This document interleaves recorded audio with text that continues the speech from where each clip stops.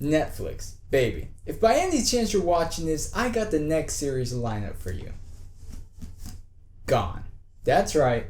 Kids surviving in an apocalyptic world. No parents, no safety, monsters all around them, monsters within themselves. I saw what you did with 13 Reasons Why. Fantastic work. I think I can only see like one more season behind it. But this? 6 seasons guaranteed. I want it. You need it. Let's go.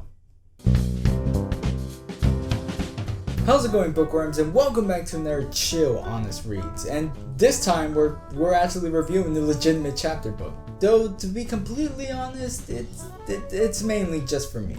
Me and the Gone series go way back. I mean, based on this old ass cover, you can probably already guess when I started reading this. And just last year I picked up the last book of the series, Light.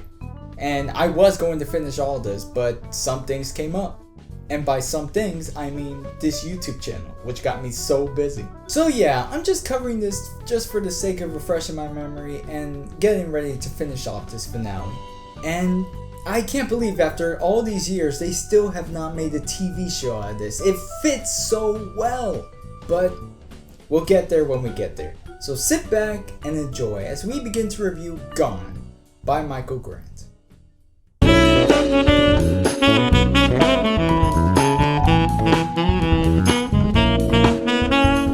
So what's amazing about the story is that it hits you right off the bat. I mean, there's no backstory, no tension. In the first 4 sentences, a history teacher just disappears in the middle of a classroom. Poof. God. The kids are downright confused about this whole mess, and they actually start trying to explore this small town, Perdido Beach. And I'ma say it like that because it rolls off the Latin tongue so well. And after they did enough exploration, they realized that all the adults are now gone. Everyone above the age of 15 has vanished, and this new population of kids are just freaking out. The majority of the story just focuses on this aspect. The kids are just trying to solve this mystery behind the disappearance while also trying to live in this new society. One in which they declare to call the Phase, Fallout Alley Youth Zone. A place where people undergo mutations. A place where somewhere there's a lost baby abandoned in a house with no mother. A place where survival of the fittest is the new motto. This is the Phase. Enjoy your stay or be gone.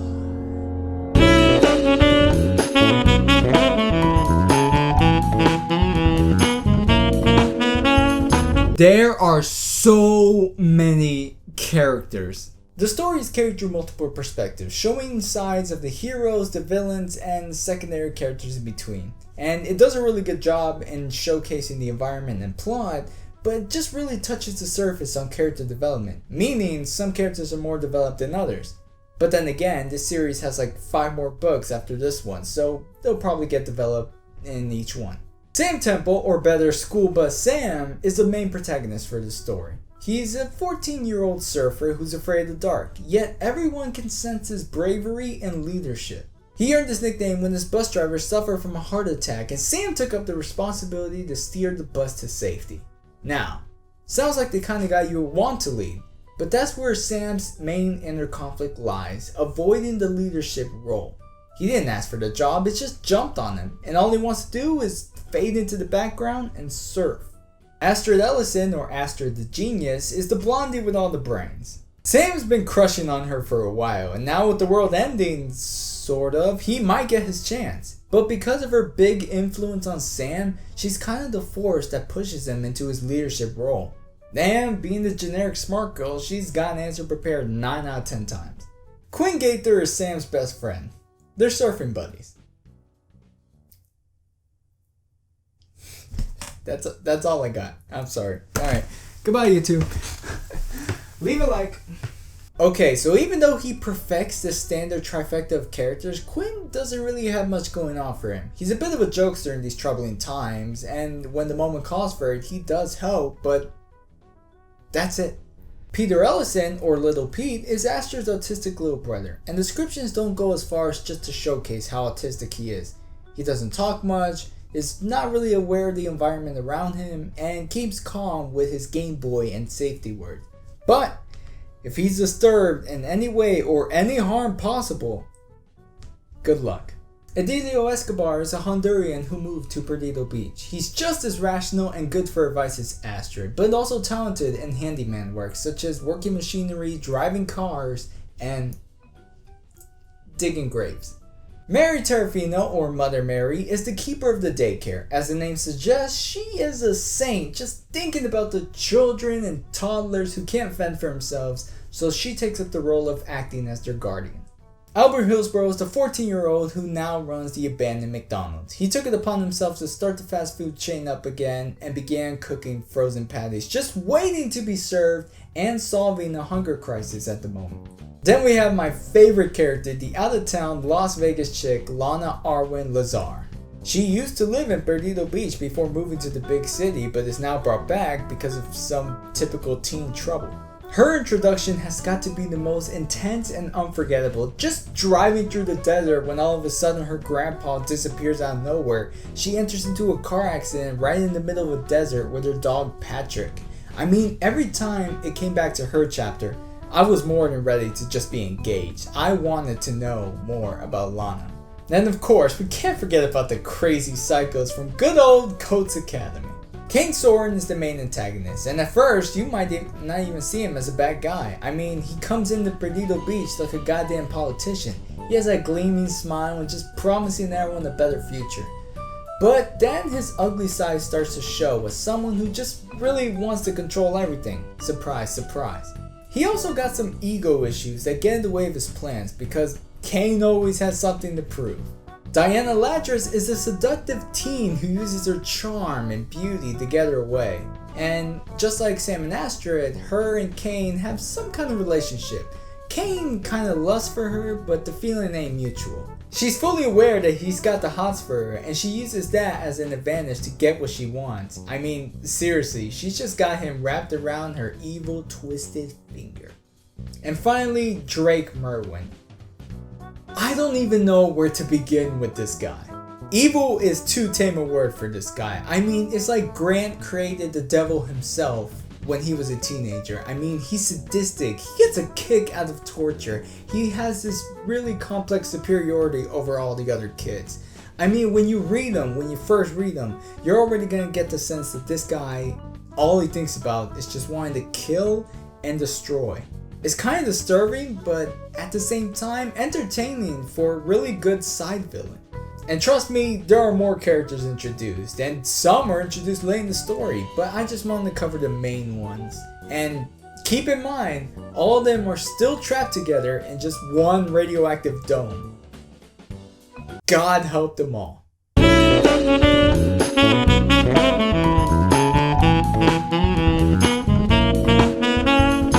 The biggest strengths that this book has going for it are the action-packed moments. I mean, Grant just has a really good talent of building tension towards a moment and then lingering on the attention to showcase the gripping details and wild creativity. We got bike chases, car chases, boat chases, bully throwdowns, teleporting cat fights, coyote fights, secrets, rumors, so many tortured souls.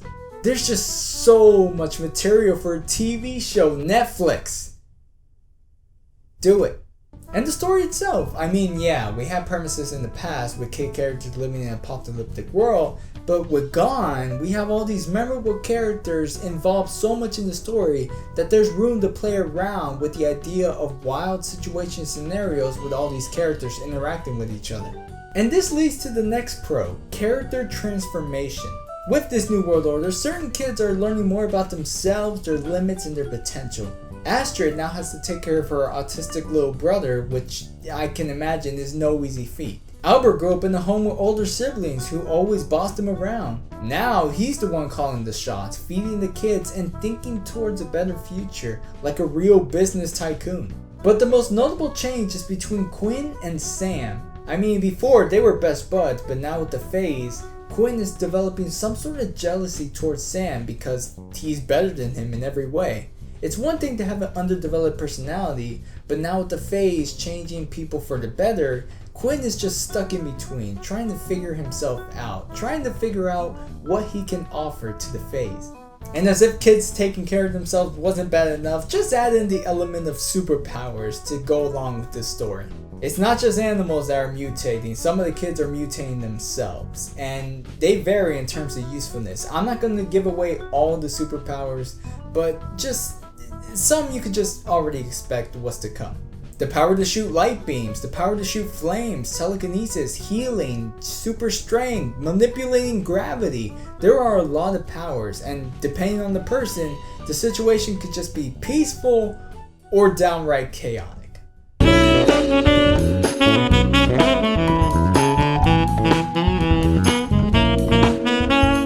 As much as I want my nostalgia to say that this book was great in all aspects, that would be a lie. During my second reading, I figured that the majority of the problems came from the writing style. And I don't want anyone coming at me saying, oh, it's aimed for a younger audience, therefore it should be simple. But even simplicity has some finesse. There are some cases where it's just telling and not showing, and this is more frequent with the character introductions, in which the transition between present day story and backstory is so rough, and it just momentarily ruins the pacing of the story. I mean, instead of showing characters through dialogue and behavior, it just drops a chunk of background in just one paragraph and then moves on. Concerning dialogue, the voices at times did not sound natural or convincing. I can't tell if these kids were actually kids. Kane sounded like a straight up cartoon villain. Entertaining at best, but I couldn't separate the image of him being 14 instead of some 27 middle-aged man plotting to rule the world. He was like a Doofenshmirtz to me. And I was surprised to see a problem in consistency. I mean, there's one point where Albert is thinking about future consequences, that one day the McDonald's will run out of food and they need to start looking into other sources. Which is good. That's a good thought to have at this time. But near the end of the story, when things are looking crappy, Albert comes to Sam and talks about hosting a Thanksgiving feast which will go through all their supplies just for this one day. And I was like, what? Like, I get it, it's for the sake of boosting their morale, because at this point the events are just so gruesome that, yeah, you need a little cheer up. But the fact that it's coming from Albert, who was already knee deep into this hunger problem crisis and is now thinking about, oh, what to bring for Thanksgiving dinner, it just seems so out of character. What happened? And finally, the cliffhanger at the end. Didn't need it at all. It was only a paragraph long on the last page, and it just ruined the entire graceful ending that the book had already planned. I mean, it could have just shoved it right into the preview into the next book, but that's what we got. It just ruined the ending. Yeah. Truthfully, this all just felt like second draft writing. You know what I mean? Like, Grant already had the plot and chain of events down, but just needed to go over some dialogue and sentences one more time just to tweak it up a bit.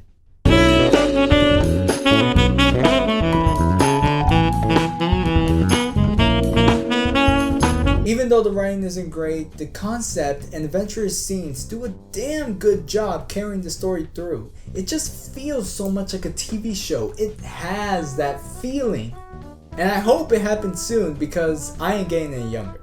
But anyways, those are my final thoughts on Gone by Michael Grant. Check it out if you haven't, and if you have, what did you like and dislike about it? Talk to me in the comments down below, and I'll see you all in the next review. Take care, guys.